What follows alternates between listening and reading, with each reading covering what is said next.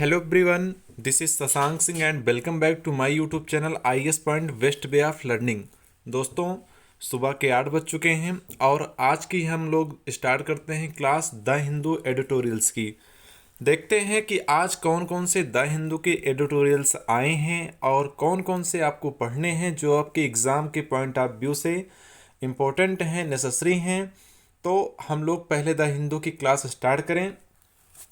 इससे पहले जितने भी फ्रेंड्स आपके यूपीएससी की, स्टेट पीएससी की, बैंकिंग की या फिर एसएससी की तैयारी कर रहे हैं, आप उन सभी फ्रेंड के साथ इस सेशन को, इस क्लास को शेयर करना ना भूलें। व्हाट्सएप पर, टेलीग्राम पर, फेसबुक पर, इंस्टा पर इस सेशन को ज़रूर शेयर करें ताकि उनकी भी तैयारी सुगम और सहज रूप से चल सके। तो कुछ लोग नए होंगे जो आज द हिंदू की क्लास पहली बार अटेंड कर रहे होंगे। उनको ये समझ में नहीं आ रहा होगा कि कैसे हम द हिंदू के न्यूज़पेपर को रीड करें, कैसे उसका एनालिसिस करें, कैसे उसको टॉपिक टू टॉपिक समझें। तो उनको घबराने की कोई ज़रूरत नहीं है। यदि आप भी न्यू हैं तो आपको भी द हिंदू न्यूज़पेपर पढ़ना आएगा, उसको समझना आएगा। कैसे पढ़ना है, कैसे समझना है, वो सारी चीज़ें आपको इस वीडियो में देखने को मिलेंगी। तो दोस्तों, आइए आज की हम क्लास स्टार्ट करें। उसके पहले देखते हैं कि आज की मोटिवेशनल कोट्स क्या हैं जो हमको डेली इंस्पायर करती हैं। तो जी हाँ दोस्तों, आज की आपकी मोटिवेशनल जो कोट्स है वो है यस आई कैन डू। जैसा कि आपकी स्क्रीन पे दिख रहा है कि लिखा हुआ है पॉजिटिव वाइब्स और उसके नीचे लिखा हुआ है यस आई कैन डू। इसका मतलब होता है हाँ, मैं कर सकता हूँ या मैं कर सकती हूँ। एवरीथिंग, जो कुछ आप सोच सकते हो वो सारी चीज़ें कर सकते हो, लेकिन उसके लिए क्या होना चाहिए? एक डेडिकेशन होना चाहिए, एक स्ट्रेटजी होनी चाहिए। अगर यदि आपकी स्ट्रेटजी बेस्ट है, आपका डेडिकेशन हाई लेवल पर है और आप हार्ड वर्क करने के लिए रेडी हैं, तो everything you will get, you will achieve. सब कुछ आप हासिल कर सकते हो, सब कुछ आप पा सकते हो। ऐसा कुछ भी नहीं है जो नहीं मिल सकता है। तो इसी पॉजिटिव स्पिरिट के साथ आज हम स्टार्ट करते हैं द हिंदू एडिटोरियल की क्लासेस। और क्लास स्टार्ट करें इसके पहले हम लोग लिख लेते हैं कि आज की द हिंदू वोकैब क्या क्या है। जब हमको द हिंदू वोकैब पता हो जाएगा, क्योंकि जब तक हमको वोकैबुलरी पता नहीं रहेगी हम एडिटोरियल का एनालिसिस अच्छे से कर नहीं पाएंगे। इसलिए आइए हम सबसे पहले द हिंदू की वोकैब लिखते हैं और आप लोग कॉपी और पेन लेकर के रेडी हो जाइए। यदि कॉपी पेन में नहीं नोट डाउन करना है तो फिर आप इस स्लाइड का स्क्रीनशॉट ले लेना, जिससे कि आप जब भी न्यूज़पेपर को रीड करें आपको वर्ड मीनिंग पता होनी चाहिए। क्योंकि ये वर्ड मीनिंग अगर आपको पता है तो आप वेरी इजी वे में न्यूज़पेपर को रीड कर सकते हैं, एडिटोरियल का एनालिसिस अच्छे से कर सकते हैं। तो जितने भी लोग इस वीडियो को देख रहे हैं फटाफट एक एक थम्स अप आप लोग दे दीजिए और इस वीडियो सेशन को अपने फ्रेंड्स के साथ शेयर करना ना भूलें। जैसा कि पहला वर्ड है लिखा हुआ सबसे ऊपर द हिंदू वोकैब और उसके बाद लिखा हुआ है आपका पहला ये वर्ड है पेरिस्ड। पेरिस्ड का मतलब होता है मारे गए। किसी भी दुर्घटना में, किसी भी एक्सीडेंट में जिन लोगों की डेथ हो जाती है उनके लिए जो वर्ड यूज होता है उसको हम कहते हैं कि इस दुर्घटना में, जैसे न्यूज़ हेडलाइंस चलती है कि ये दुर्घटना हुई और वहाँ इतने लोग मारे गए, तो हम कह सकते हैं कि पेरिस्ड का यूज कर सकते हैं। पेरिस्ड का मतलब होता है मारे जाना या मारे गए। सेकेंड वर्ड है अक्योर्ड। अक्योर्ड का मतलब होता है घटित होना। जैसे हैपेंड होता है वैसे ही अक्योर्ड है। अक्योर्ड का मतलब होता है घटित होना। तीसरा वर्ड है इम्पेरेटिव। इम्पेरेटिव का मतलब होता है अनिवार्य या अत्यावश्यक। कोई भी चीज़ें जो हम कहते हैं कि ये एकदम नेसेसरी ही हैं, इसको करना ही करना है, ये अनिवार्य ही हैं, बिना इसके हम चल नहीं सकते हैं, तो वहाँ हम यूज कर सकते हैं इम्पेरेटिव का। ये आपकी पहली स्लाइड हुई और पहली स्लाइड का स्क्रीनशॉट आप लोग फटाफट ले लीजिए, जिससे कि हम आगे और वोकैब आपको बता सकें और वोकैब आप लोग सीख सकें। तो वोकैब लिखते समय आप लोग इसका प्रोनाउंसिएट जरूर करना, क्योंकि जब आप लोग इसका उच्चारण करेंगे तो ये कहीं ना कहीं आपके माइंड में सेट हो जाएगी और जब आप रीड करेंगे न्यूज़पेपर तो आपको पता चल जाएगा। हाँ, पेरिस्ट का मतलब तो हमने पढ़ा था मारे जाना, अक्योर्ड का मतलब पढ़ा था घटित होना, और इम्परेटिव का मतलब पढ़ा था अनिवार्य या अत्यावश्यक। तो ये 3 वर्ड मीनिंग हो गई। नेक्स्ट कौन सा है, आइए देखते हैं। नेक्स्ट है आपका स्पेकुलेटिंग। स्पेकुलेटिंग का मतलब होता है अनुमान लगाना, किसी भी चीज़ के बारे में सोचना विचारना कि हाँ वहाँ ये चीज़ें ऐसी हो सकती हैं या ऐसी हो सकती थीं। जब किसी भी इंसिडेंट के बारे में, किसी भी टॉपिक के बारे में हम अनुमान लगाते हैं तो उसको इंग्लिश में बोलते हैं स्पेकुलेटिंग। नेक्स्ट वर्ड है सक्सेजर। सक्सेजर का मतलब होता है उत्तराधिकारी। अगर किसी भी पोस्ट पर कोई अपॉइंट है और वो नहीं है अब, तो उसके बदले में अगर जिसको नियुक्त किया जाता है, अपॉइंट किया जाता है, तो उसको इंग्लिश में हम लोग सक्सेजर बोल सकते हैं। सक्सेजर का मतलब होता है उत्तराधिकारी। लिखने के साथ साथ आप लोग प्रोनंसिएट जरूर कीजिएगा, क्योंकि जब आप इसका प्रोनंसिएट करेंगे, उच्चारण करेंगे, तो आपके माइंड में कहीं ना कहीं सेटअप हो जाएगा, जिससे कि रीड करने में न्यूज़पेपर को इजीली होगा, आसानी से आप रीड कर सकते हैं। Next word is tandem. Tandem का मतलब होता है मिलकर। जैसे कोई काम अकेला आदमी कर रहा है और 10 लोग खड़े हैं, अगर उनसे बोला जाता है कि सभी लोग मिलकर के काम कीजिए, तो उस काम में हमें आसानी से सफलता मिल सकती है। तो वहाँ हम टेंडम यूज कर सकते हैं। टेंडम का अर्थ होता है मिलकर। कन्फ्रंट। कन्फ्रंट का मतलब होता है सामना करना, फेस करना। किसी भी चैलेंज हो, कोई भी ऐसा टास्क हो जो बहुत डिफिकल्ट दिख रहा हो या उसे हमें फेस करना ही है, उसे करना ही है, तो फिर हम कह सकते हैं वहाँ कन्फ्रंट का यूज कर सकते हैं। Next word is perception. Perception का मतलब होता है अनुभूति, अनुभव, महसूस करना। नेक्स्ट वर्ड है इंटिटी। इंटिटी का मतलब होता है अस्तित्व, किसी भी चीज़ की सत्ता या अस्तित्व, वहाँ हम यूज कर सकते हैं इंटिटी। अगला वर्ड है आपका एकस्टम्ड। एकस्टम्ड का मतलब होता है अभ्यस्त, किसी भी चीज़ का आदी हो जाना, अभ्यस्त हो जाना, उसको एकस्टम्ड बोलते हैं। तो ये आपकी सेकंड स्लाइड थी, इसका भी स्क्रीनशॉट आप लोग फटाफट ले लीजिए, जिससे कि हम आगे आसानी से एडिटोरियल्स का एनालिसिस कर सकें। चलिए, स्क्रीनशॉट हो गया, अब हम बढ़ते हैं एडिट।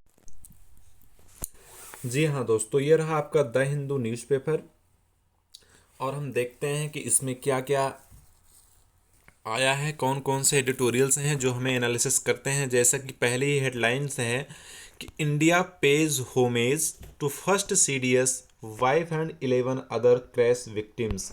यानी कि पूरा भारत, जो कि अभी हाल में ही दुर्घटना हुई है, आप लोगों ने न्यूज़ चैनल्स में भी देखा होगा, सुना होगा, या न्यूज़पेपर्स में पढ़ा भी होगा कि जो भारत के पहले सीडीएस थे जनरल बिपिन रावत, उनकी एक हेलीकॉप्टर दुर्घटना में मृत्यु हो चुकी है, और उनके साथ साथ ही 12 लोगों की और डेथ हुई है। टोटल उस हेलीकॉप्टर में 14 लोग सवार थे, जिसमें से 13 लोगों की डेथ हो चुकी है, और एक लोग अभी लाइफ सपोर्ट सिस्टम पे हैं, उनका इलाज चल रहा है।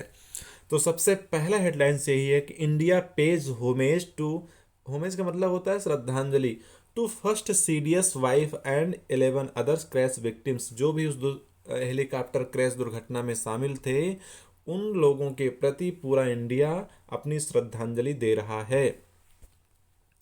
नेक्स्ट लाइन्स है farmer declare victory to start vacating protest site.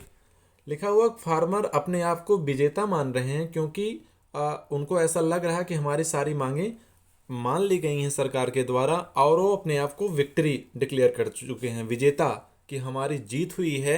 और to start vacating protest site, जो भी प्रोटेस्ट साइट थी यानी आंदोलन करने वाली जगह थी, वैकेटिंग का मतलब उसको खाली करना स्टार्ट कर दिया है। किसान आंदोलनकारी अपने अपने घर को वापस होने लगे हैं। तो ये सारी हेडलाइंस हैं, बट हम देखते हैं कि अपना एडिटोरियल्स कौन कौन से आए हैं और कौन कौन से हमें पढ़ने हैं। आइए हम एडिटोरियल पेज की ओर मूव करते हैं। ये रहा आपका एडिटोरियल पेज, और सबसे पहला आपका जो एडिटोरियल आया है, ए ट्रेजिक लॉस, यानी एक ऐसा नुकसान, बहुत बड़ी तबाही, बहुत बड़ा हृदय को ठेस पहुंचाने वाला नुकसान देश के साथ हुआ है। पहले सीडीएस की डेथ हुई है और उनके साथ 12 लोगों की और डेथ हुई है।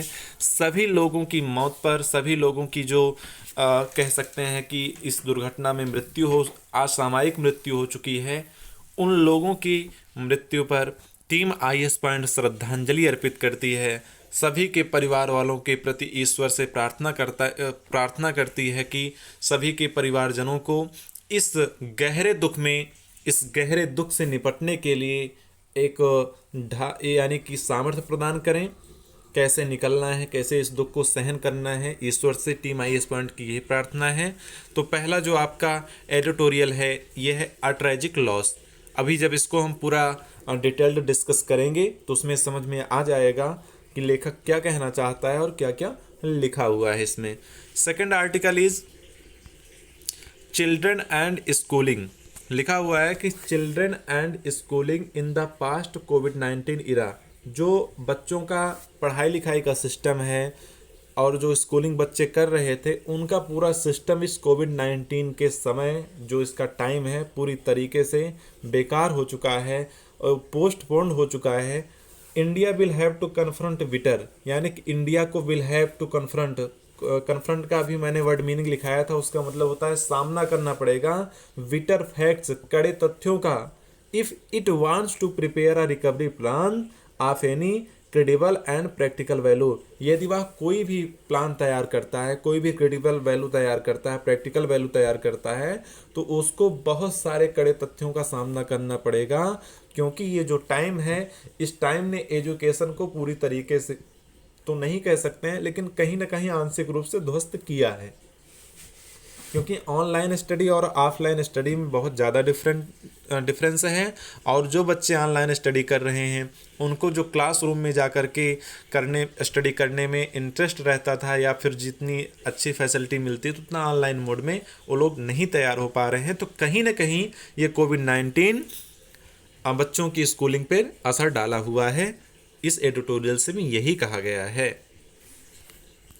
नेक्स्ट एडिटोरियल आपका है ओमिक्रॉन शैडो, यानी कि जो ओमिक्रॉन अभी बढ़ रहा है इंडिया में और विदेशों में, तो कई सारे देशों में इसके कई सारे पेशेंट्स भी पाए गए हैं। तो इसको लेकर के RBI ने क्या किया है, RBI में need to act toward a price pressure sooner rather than later. जो उसका RBI ने जो पॉलिसी है उसकी कुछ मॉनेटरी पॉलिसी एक्शन, उसमें कुछ उसको ये लेखक कह रहा है कि उसका जो प्रेशर है उसको बाद में नहीं, अभी उसको जल्द से जल्द उसको रिड्यूस करना चाहिए, कम करना चाहिए। क्योंकि अभी देखो कोविड-19 के समय से लोगों की इकोनॉमी पूरी तरीके से ध्वस्त हो गई थी, पूरी तरीके से ठप थी, और अभी ओमिक्रॉन आ रहा है। अगर इस सिचुएशन में भी कुछ ऐसे प्लेसेस पे लॉकडाउन लगते हैं तो फिर एक प्रकार से लोगों के रोज़गार छिनेंगे या रोज़गार ठप हो जाएगा। इन सारी चीज़ों को लेकर के RBI ने कुछ कहा है। क्या कुछ कहा है वो सारी चीज़ें हम लोग डिटेल्ड डिस्कस में देखेंगे। जिन लोगों को वीडियो क्लियर नहीं दिख रहा होगा वो अपने यानी कि वीडियो क्वालिटी में जाएंगे और वीडियो क्वालिटी को जब हाई करेंगे तो वीडियो अच्छे से दिखने लगेगा। इस लाइव सेशन को ज़रूर शेयर कीजिए अपने फ्रेंड्स के साथ। नेक्स्ट आर्टिकल है getting a handle on the battle for Uttar Pradesh. ये बेसिकली उत्तर प्रदेश की राजनीति को लेकर के है। There are signs of the political fight in the assembly, election becoming a bipolar contest between the SB and the BJP। Samajwadi Party और BJP के बीच क्या फाइटिंग चल रही है अभी असेंबली इलेक्शन को लेकर के, उसके बारे में एडिटोरियल्स हैं। ये आपके लिए यूजफुल नहीं है। अगर आप पढ़ना चाहें तो पढ़ सकते हैं, लेकिन ये एग्ज़ाम के पॉइंट ऑफ व्यू से नेसेसरी नहीं है।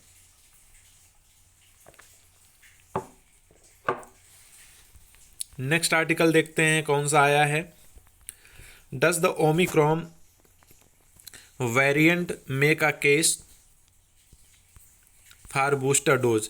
क्या ये ओमिक्रॉन जो वेरिएंट आया है इसके लिए हमें एक बूस्टर डोज बनानी चाहिए या नहीं बनानी चाहिए, इसका अरेंजमेंट करना चाहिए नहीं। जैसा कि मैंने अभी 2-3 दिन पहले जो भी एडिटोरियल का एनालिसिस किया था उसमें आपको ये बताया था कि जो हेल्थ मिनिस्टर हैं अपने, उन्होंने ये कहा है, ये बयान दिया है कि हम बूस्टर डोज के बारे में तभी सोचेंगे जब वैज्ञानिक की तरफ, साइंटिस्ट की तरफ से इसकी पुष्टि की जाएगी, हाँ अब हमें ये बूस्टर डोज देना है, इसके लिए प्रिपेयर होना है। जब उनकी तरफ से ऐसा पुष्टि किया जाएगा देन हम इसके आगे के लिए काम करेंगे। तो उसी को लेकर के ये एडिटोरियल्स है। नेक्स्ट है इसमें आपका एडिटोरियल, बस इतना ही है और हमें जो पढ़ना है आइए हम एक एक डिटेल डिस्कस करते हैं। जैसा कि पहला एडिटोरियल अभी मैंने आपको बताया था कि ए ट्रेजिक लॉस, एक ऐसी यानी कि हम कह सकते हैं एक ऐसा नुकसान देश को सहना पड़ा है जिसकी भरपाई तो अब असंभव तो नहीं है लेकिन मुश्किल ही कह सकते हैं। तो आइए देखते हैं क्या कुछ लिखा हुआ है। अ ट्रेजिक लॉस, एक बहुत भारी नुकसान नुकसान India must realise General Bipin Rawat plan for genuine tri service operational capabilities. India must realise, India को यानी कि साकार करना चाहिए General Rawat plan, General Rawat की जो भी योजनाएं थी, जो भी उनके प्लान थे, for genuine tri service operational capabilities, for genuine यानी कि वास्तविक ट्री सर्विस, जो उनके परिचालन क्षमताओं का परिचालन करने की जो योजनाएं थी, जो भी प्लान्स थे उनके, उसको साकार जरूर करना चाहिए, ऐसा कुछ एडिटोरियल्स में कहा जा रहा है। हम नहीं कह रहे हैं, ऐसा एडिटोरियल में कहा गया है। क्योंकि देखिए एडिटोरियल में क्लियरली लिखा हुआ है कि India must realise General Rawat plan for genuine tri service operational capabilities. India को जनरल रावत के ऐसे प्लान्स, ऐसी योजनाएं जो कि ट्री सर्विस के परिचालन यानी ऑपरेशन करने की क्षमता को दर्शाती हैं, उनको साकार करना चाहिए। इसका मतलब यही होगा। अब बताओ किसको किसको नहीं समझ में आया। आप कमेंट बॉक्स में कमेंट करके बताइएगा कि सर अभी भी हमें नहीं समझ में आ रहा है। अगर नहीं समझ में आएगा तो हम और इजीली वे में आपको पढ़ाएंगे। वैसे मेरी पूरी कोशिश रहती है कि मैं आपको इजी वे में ही पढ़ाऊँ, वर्ड टू वर्ड उसको हम तोड़ के पढ़ाएं जिससे कि आपको समझ में आ जाए। तो हिंदी मीडियम के एस्पिरेंट के लिए भी अब द हिंदू पढ़ना हुआ बहुत आसान, क्योंकि टीम आई इस पॉइंट की है आपके साथ। तो आइए आगे देखते हैं। India has lost a capable and experienced military leader in the tragic death of the country's first chief of defense staff। CDS का मतलब होता है chief of defence staff, General Bipin Rawat in a helicopter crash near Coonoor in the Nilgiris on Wednesday. India has lost, India ने खो दिया है। क्या खो दिया? A capable and experience, capable मतलब योग्य, एंड एक्सपीरियंस्ड मतलब अनुभवी, मिलिट्री लीडर सैन्य अधिकारी को, सैन्य लीडर को, in the tragic death of countries, in the tragic death, किस में खोया है? ट्रेजिक डेथ में, दुखद, बहुत ज्यादा दुखद मृत्यु हुई है। Of the countries first chief of defence staff, Bharat यानी देश के पहले सीडीएस की, जनरल बिपिन रावत की डेथ हो गई है। इन अ हेलीकॉप्टर क्रैश, एक हेलीकॉप्टर दुर्घटना में एक हेलीकॉप्टर क्रैश हो गया। कहाँ क्रैश हुआ? Near Coonoor in the Nilgiri, Nilgiri में कुन्नूर के पास, ऑन वेडनेसडे, बुधवार को। तो इसका पूरा मतलब ये हुआ कि इंडिया ने अपने एक कैपेबल यानी कि योग्य और अनुभवी नेता को, मिलिट्री अधिकारी को खो दिया है, जो कि देश के पहले सीडीएस थे, जनरल बिपिन रावत जी। वो एक हेलीकॉप्टर दुर्घटना में, हेलीकॉप्टर क्रैश हो गया नीलगिरी में कुन्नूर के पास बुधवार को। और उस दुर्घटना में कौन कौन शामिल थे आगे बताया जा रहा है। His wife Madhulika and 11 others also perished when the Indian Air Force Mi-17 VF helicopter came down in a heavily wooded area। उनकी पत्नी मधुलिका एंड 11 others और 11 अन्य लोग आल्सो पेरिस्ड का मतलब मारे गए। When the Indian Air Force Mi-17 VF helicopter came down, जब इंडियन एयरफोर्स का Mi-17 VF V5 helicopter came down in heavily wooded area, एक जंगली इलाके में गिर गया। उस दुर्घटना में जनरल बिपिन रावत की पत्नी मधुलिका और 11 अन्य लोग भी मारे गए।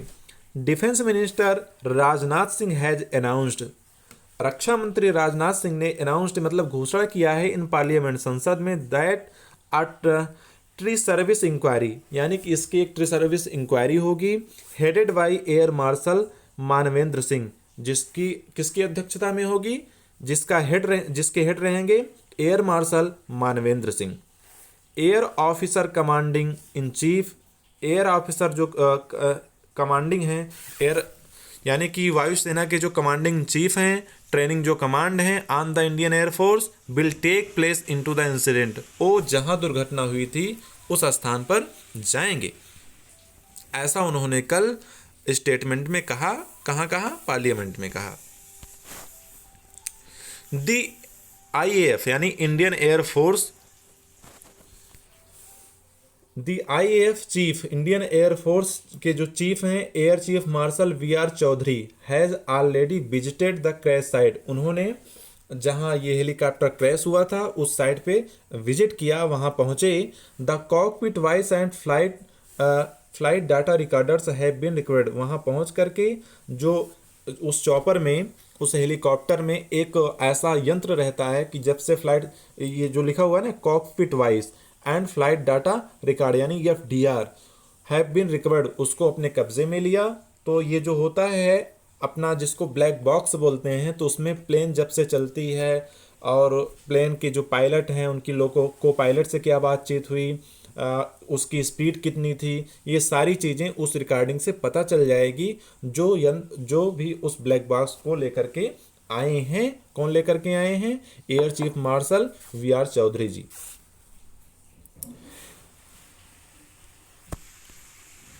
इससे क्या मिलेगा हमें? लिखा हो which would give investigators insight into how the crash occurred, जो कि ये इन्वेस्टिगेटर जो हैं उनको साक्ष्य देगा कि हाउ द क्रैश अक्यूर्ड, कैसे ये क्रैश घटित हुआ, कैसे ये क्रैश हुआ, यही कॉकपिट और यानी कि जो अपना फ्लाइट डाटा रिकॉर्ड है इसी से पता चलेगा। इट इज इम्परेटिव, इम्परेटिव का मतलब होता है अनिवार्य, यह अनिवार्य है that the inquiry to be done, कि जांच कंप्लीट होनी चाहिए, बोथ दोनों रूप से, थ्रोली एंड स्पीडली, पूरी रूप से और तेजी रूप से। यह अनिवार्य है कि जांच सही रूप से और तेजी से होनी चाहिए। विदाउट स्पेकुलेटिंग, स्पेकुलेटिंग का मतलब होता है अनुमान लगाना, without speculating on the cause, यानी कि कारणों पर अनुमान लगाए बिना। इट नीड्स, इसकी आवश्यकता है, to be state that speedy course correction in training or hardware are imperative given that these Mi-17 VF choppers are being used to ferry top military leaders across the length and the breadth of the country, यानी कि बिना कारणों पर अनुमान लगाए। Needs to be state that speedy course correction, जो अपना course correction है, ट्रेनिंग, जो कोर्स करेक्शन की ट्रेनिंग है और जो हार्डवेयर है इस पे, यानी कि जो उस हेलीकॉप्टर का जो हार्डवेयर ट्रेनिंग है और उसका जो कोर्स है इस पे भी परिवर्तन किया जाना चाहिए, करेक्शन किया जाना चाहिए। इम्परेटिव गिवन, यानी कि अनिवार्य रूप से दी जानी चाहिए, क्योंकि ये जो चॉपर्स है Mi-17 BF, ये टू फेरी, यूज्ड टू फेरी यानी उड़ान भरने के लिए यूज किया जाता है। किसके लिए? टॉप मिलिट्री लीडर्स, जो भी सैन्य के बड़े बड़े अधिकारी हैं, across the length and breadth of the country, यानी कि पूरे देश में, देश के बाहर आने जाने के लिए भी इस चॉपर्स का यूज किया जाता है। इसलिए बिना देरी, बिना कारणों पर अनुमान लगाए बिना इसके हार्डवेयर में और प्रशिक्षण में काम करना चाहिए, जोड़ देना चाहिए। यह आपका फर्स्ट पैराग्राफ कंप्लीट हुआ। अब नेक्स्ट पैराग्राफ में क्या कुछ लिखा हुआ है आइए हम देखते हैं। फर्स्ट पैराग्राफ में जहाँ कहीं भी किसी को किसी भी सेंटेंस में, किसी भी वर्ड में डाउट्स हो, आप कमेंट सेक्शन में आकर के कमेंट कीजिए, हम आपकी प्रॉब्लम्स का सॉल्यूशन ज़रूर करेंगे, आपको आपकी समस्याओं का समाधान हो, यह हमारा प्रथम और मुख्य उद्देश्य है। आगे लिखा हुआ है कि General Rawat had not even completed 2 years as CDS when the Coonoor tragedy happened, यानी कि जनरल रावत ने हैड नॉट इवन कंप्लीटेड, यद्यपि उन्होंने अभी नहीं पूरा किया था 2 years 2 साल एज सीडीएस, यानी सीडीएस के रूप में उन्होंने अभी 2 साल नहीं पूरा किया था। When the Coonoor tragedy happened, जब कुन्नूर का यह भयानक हादसा घटित हो गया, यह त्रासदी घटित हो गई। After completing his tenure, after completing his tenure as army chief on December 31, 2019, यानी कि आर्मी चीफ के रूप में वो अपना कार्यकाल समाप्त उनका हो रहा था 31 दिसंबर 2019 को। 31 दिसंबर 2019 को आर्मी चीफ के रूप में अपना कार्यकाल समाप्त करने के बाद ही slipped into his new role as CDS the very next day, अगले ही दिन उन्होंने एक नए पद के रूप में अपना कार्यभार ग्रहण किया, जिसको कहते हैं सीडीएस। सीडीएस का मतलब होता है चीफ ऑफ डिफेंस स्टाफ। जो चीफ ऑफ डिफेंस स्टाफ होता है, यह तीनों सेनाओं का ऑपरेशनल कह सकते हैं कि ऑपरेशनल ऑफिसर होता है, कि यानी तीनों सेनाओं को जरूरी दिशा निर्देश दे सकता है। और जो सीडीएस होते हैं, ये जो रक्षा मंत्री होते हैं, उनके प्रमुख सलाहकार के रूप में भी ये काम करते हैं। तो यहाँ ये क्वेश्चन पूछा जा सकता है कि सीडीएस का प्रमुख काम क्या होता है और भारत के पहले सीडीएस कौन थे। तो भारत के पहले सीडीएस जनरल बिपिन रावत जी थे। और सीडीएस का मुख्य वर्क होता है कि तीनों सेनाओं के जो सेना अध्यक्ष हैं, उनके साथ अब मिल करके काम करना, उनको आवश्यक दिशा निर्देश देना। और जो सीडीएस होते हैं, ये रक्षा मंत्री के प्रमुख सलाहकार भी होते हैं, प्रमुख सलाहकार के रूप में भी काम करते हैं। नेक्स्ट आगे है, many of his plans to give India genuine tri service operational capabilities are still to be realised, यानी कि उनके बहुत सारे ऐसे प्लान थे जो इंडिया के लिए वास्तविक रूप से ट्री सर्विस तीनों सेवाओं के लिए कैपेबल थे। उनकी जो प्लानिंग थी वो ऑपरेशनल कैपेबिलिटीज़ बहुत ज़्यादा थी, वो अभी साकार होनी चाहिए। Are still to be realised, वो सब अभी साकार नहीं हुआ है। इन सच आ सिचुएशन, ऐसी स्थिति में the government should not lose time, government को समय नहीं बर्बाद करना चाहिए। किस लिए नहीं बर्बाद करना चाहिए? इन अपॉइंटिंग, नियुक्ति करने में, हिज सक्सेसर टू इंश्योर, किसके सक्सेसर? सक्सेसर का मतलब होता है उत्तराधिकारी। जैसे कि अब सीडीएस की पोस्ट खाली हो गई है, तो इस पोस्ट पे किसी न किसी को तो अपॉइंट करना ही होगा। वही राइटर कह रहा है कि गवर्नमेंट को should not lose time, government को समय नहीं बर्बाद करना चाहिए। इन अपॉइंटिंग हिज सक्सेसर, उनके उत्तराधिकारी को नियुक्त करने में, to ensure that the plans on the drawing board do not suffer, कि जो भी प्लान जनरल बिपिन रावत जी ने बनाया था, उस प्लान में कोई भी समस्या का, कोई भी परेशानी का सामना न करना पड़े, इसलिए वो प्लान निर्बाध रूप से आगे बढ़ता रहे, उनके प्लान को मूर्त रूप दिया जा सके। इसके लिए गवर्नमेंट को समय न बर्बाद करके एक सक्सेसर की उनके उत्तराधिकारी के रूप में अपॉइंटिंग कर देना चाहिए।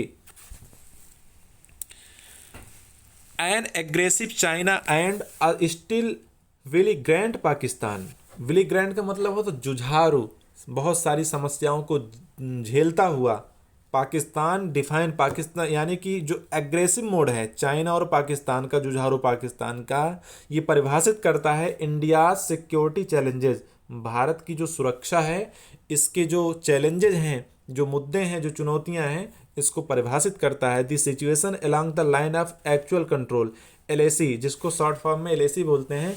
एलएसी का पूरा मीन्स होता है लाइन ऑफ एक्चुअल कंट्रोल। किसी भी देश की जो सीमा होती है, उसको हम, जब दो देश को सीमा एक दूसरे से मिलती हैं, जिसको हम लोग बॉर्डर बोलते हैं, तो वहाँ एलएसी कहा जाता है कि line of actual control. Continues to be tense, तनाव में है with Indian and Chinese troops, troops का मतलब होता है सैनिक। स्टेयरिंग डाउन ईच अदर, एक दूसरे की तरफ, यानी कि ये तैयार खड़े हुए हैं कि अगर वो हमारी सीमा में आएंगे तो हम उनके ऊपर अटैक करेंगे, और वो हमारी सीमा में आएंगे तो उनके ऊपर अटैक करेंगे। तो वही कहा जा रहा है कि the situation along the line of actual control, LAC के साथ जो भी स्थितियां हैं, कंटिन्यूज टू बी टेंस, ये तनाव में है, अभी ये तनाव उनका कंटिन्यू ही है, with Indian and Chinese troops, भारतीय और चीनी सैनिकों के द्वारा एक दूसरे के प्रति स्टेयरिंग डाउन, घूर रहे हैं, एक दूसरे की तरफ बढ़ रहे हैं। तो ये सारी स्थितियां भी तनावपूर्ण ही बनी हुई हैं। General Rawat known to have been proximate to the ruling establishment, General Rawat जाने जाते थे known to have been proximate to the ruling establishment, यानी कि किसी भी रूल को, किसी भी शासन को कैसे एस्टेब्लिशमेंट करना है, कोई भी स्ट्रेटजी को कैसे ये कह सकते हैं फंक्शनिंग मोड में लाना है, ये सारी चीज़ें इसके लिए बहुत अच्छे तरीके से जाने जाते थे। Had never minced word while speaking about the challenges facing the country, had waded into political controversies। जब वो देश के सामने बहुत सारी चुनौतियां रहती थी, जब वो स्पीकिंग करते थे तो कभी भी माइंस्ड वर्ड का यूज नहीं किया है उन चुनौतियों को सामना करते हुए। इवन उनको ये कहा गया कि पॉलिटिकल ये स्टेटमेंट देते हैं, पॉलिटिकल इनकी कंट्रोवर्सीज रहती हैं, जबकि ऐसा कुछ भी नहीं था। दो the concept of having CDS was recommended by, यद्यपि जो ये कॉन्सेप्ट था CDS का, ये कब रिकमेंड किया गया था? ये रिकमेंड किया गया था ग्रुप ऑफ मिनिस्टर, यानी कि मंत्रियों के एक समूह के द्वारा इन 2000 आफ्टर द कारगिल वार, जब कारगिल युद्ध हुआ था उसके बाद मंत्रियों के एक समूह के द्वारा सन 2000 में इसके CDS पद के लिए रिकमेंड किया गया था। ये कहा गया था कि एक CDS का भी पद होना चाहिए। इट टुक, लेकिन अभी तक नहीं हुआ था, 20 साल लग गए। वही आगे कहा जा रहा है, it took another 20 years for one to be appointed, यानी कि एक CDS की नियुक्ति के लिए 20 साल लग गए, जबकि इसका जो रिकमेंडेशन आया था वह 2000 में ही आया था। दी CDS हु फंक्शंस, यानी CDS का फंक्शन क्या होता है वो आगे बताया जा रहा है। This CDS who functions as principal military adviser, यानी कि प्रमुख प्राथमिक सुरक्षा सलाहकार के रूप में टू द डिफेंस मिनिस्टर, जो रक्षा मंत्री हैं वो फंक्शन उनका जो CDS होते हैं, CDS का मुख्य फंक्शन यही, उनका मुख्य कार्य यही है कि वो रक्षा मंत्री के प्राथमिक सुरक्षा सलाहकार के रूप में काम करते हैं।